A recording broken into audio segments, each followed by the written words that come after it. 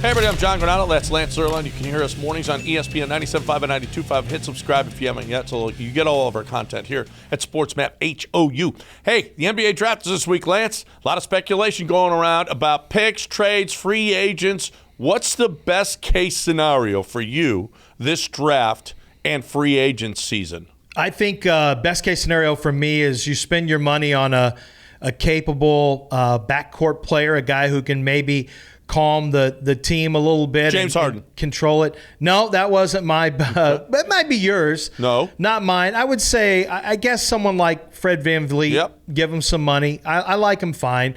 And then I would also say taking the fourth pick, packaging it with one of your players, and maybe making a move for a big who can just basically block some shots, rebound. Doesn't even have to be a start.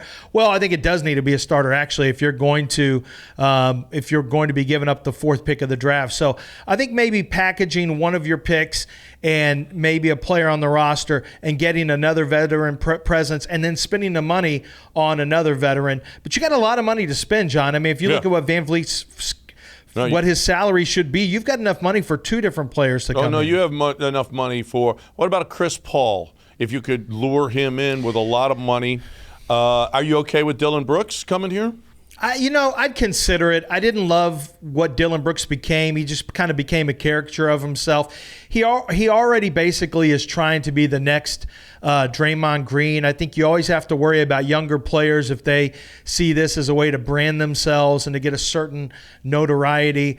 I want him to be, whoever comes in, I want him to be about ball, and I want them to be about working to make the team better. I think Chris Paul's a bad fit. I think on paper he's a great fit, but I think a 30-something-year-old, an aging 30-something-year-old veteran who tends to rub his teammates the wrong way with his personality because he's just so, we need to all do things the right way and do it this way. I just don't think that's going to work on this Rockets team. I don't know that that's a bad thing for this Rockets team. Well, in theory it is great, but what if they don't get along with them? Because he's not going to be here more than 2 years max. No, right. But, they could certainly, maybe something would stick with them that Chris Paul, who's been a really, really good veteran player, a Hall of Fame player in this league, maybe something would stick to them.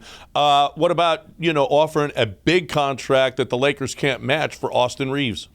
I'm interested in that because I think Austin Reaves has a lot of good basketball ahead of him, and I think we see a level of confidence with him that is really exciting. The problem is if you make an offer that the Lakers won't match, then you've probably way overpaid for Austin Reaves. So I think that's the biggest concern. But if you like him, why not throw it out there? Throw a number out there, make it reasonable, but throw a number out there and make the Lakers match it.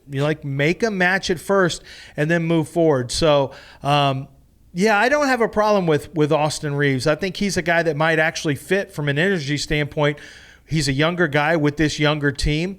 Could be something to take a look at. Yeah, I think, you mentioned Dillon Brooks. Would you be okay with Draymond Green coming in here? He just turned down like $25 million, just opted out of a 20-something odd million deal. Would you 27. Would you go, would you go $28 million a year for 3 years for Draymond Green? I don't know. He just opted out of 27, but is Draymond Green going to think, wow, I'm in a much better situation going to Houston for 28 than I would have been for 27 at Golden State? I don't think so. I think Golden State's going to hold on to him, but we shall see. Or he could be a Laker.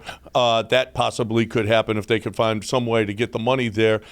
Cam Johnson, is he somebody that might be interesting? Cam Johnson's another one. I think the number would need to be right, though. You don't want to overpay for Cam Johnson. But, yeah, Cam Johnson's had some success. He has playoff experience. Cam Johnson is another one that I think I would take a look at. I think that's a very reasonable number that you're looking at for that one. Now, my turn to lob one back to you. We've done this before.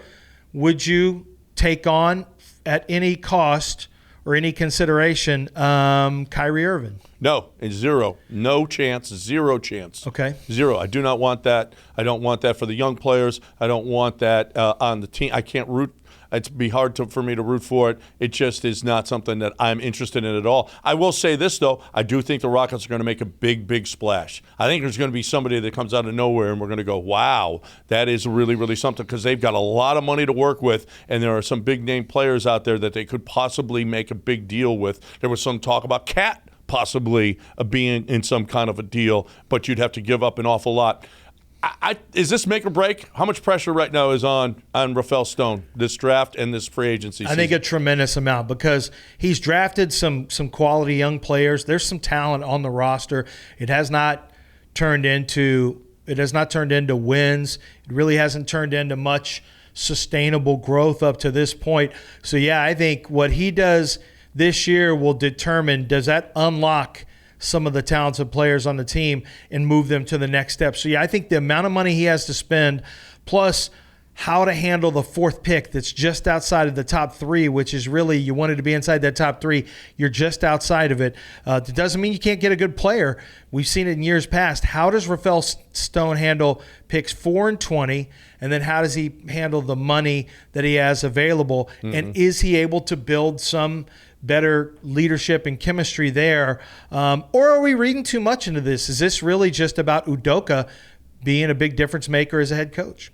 Yeah, I think Rafael Stone's under a lot of pressure, if you want to know the truth, because they do have a good coach in here now. They need to get better players. They need to start winning. And even if it's not Rafael Stone's fault, and he had very little to work with, Daryl Morey left him nothing, he still's got to start to win. It's 3 years now, 4 years now, going on 4 years now, that we've got to start to see some progress, and I think some big progress. Otherwise, Tillman, he's not very patient. He hasn't been a very patient guy, certainly not in his businesses. He's not patient. So we'll find out whether or not how much more patience he has for Rafael Stone.